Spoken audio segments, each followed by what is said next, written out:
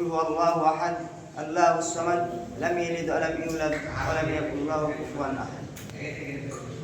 আমার পাশে বসে থাকা শিক্ষক মহাশয়গণ ও আমার সামনে বসে থাকা ইসলামী ভাই সকল, আমি আপনাদের সম্মুখে যে বিষয়টি নিয়ে দাঁড় হয়েছি সেই বিষয়টির নাম হচ্ছে কবরের শাস্তি।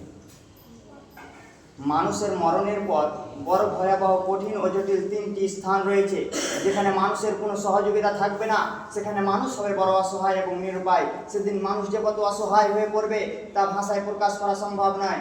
যেমন নদীর স্রোত একবার চলে গেলে ফিরিয়ে আনা সম্ভব নয়, তেমনই মানুষের শ্বাস একবার বন্ধ হয়ে গেলে তাকে ফিরিয়ে আনা সম্ভব নয়।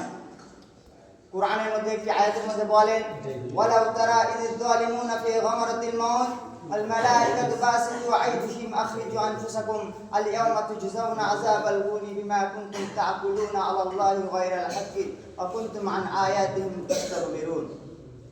হে নবী, তুমি যদি অত্যাচারীদের দেখতে যখন তারা মৃত্যু কষ্টে পতিত হয়, ফেরেশতাগণ তাদের দিকে হাত বাড়িয়ে দিয়ে বলে, তোমরা তোমাদের আত্মাদের বের করে দাও। ফেরেশতাগণ তখন বলে, আজ তোমাদেরকে অপমানজনক শাস্তি দেওয়া হবে।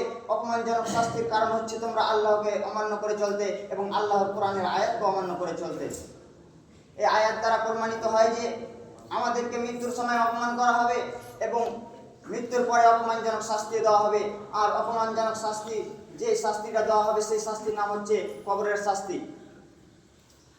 একটি হাদিসের মধ্যে বলেন, আনাস বিন মালিক রাদিয়াল্লাহু আনহু বলেন, রাসূল সাল্লাল্লাহু আলাইহি ওয়াসাল্লাম বলেছেন, যখন মৃত্যু ব্যক্তিকে কবরে রাখা হয় এবং তার সঙ্গীগণ সেখান হতে ফিরতে থাকে, তাদের পায়ের শব্দ শুনতে পায়। তাদের যেতে না যেতেই তার নিকট দুইজন ফেরেশতা চলে আসে এবং তাদেরকে উঠিয়ে বসানো হয় এবং নবী করিম সাল্লাল্লাহু আলাইহি সাল্লামের দিকে ইশারা করে বলেন, তুমি এই ব্যক্তির সম্পর্কে কি ধারণা করো?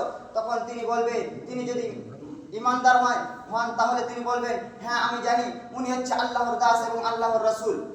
তখন তাকে বলবে, এই দেখো তোমার জাহান্নামের স্থান কেমন ছিল, কত ভয়াবহ ছিল।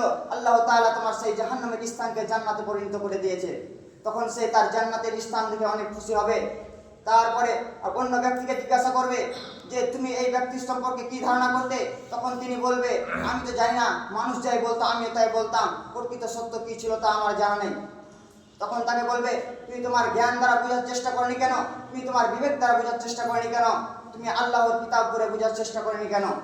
তখন তাকে এমনভাবে লোহার হাতুড়ি দ্বারা পিটানো শুরু করবে, যে এমনভাবে চিৎকার করবে যে মানুষ এবং জিন ব্যতীত তার শব্দ এমনভাবে, মানুষ এবং জিন ব্যতীত তার শব্দ সবাই শুনতে পাবে। পশু পাখি জীব জন্তু সবাই তার শব্দ শুনতে পাবে, চিৎকার শুনতে পাবে। এই হাদিস দ্বারা প্রমাণিত হয় যে আমাদেরকে প্রশ্নের মুখোমুখি হতে হবে।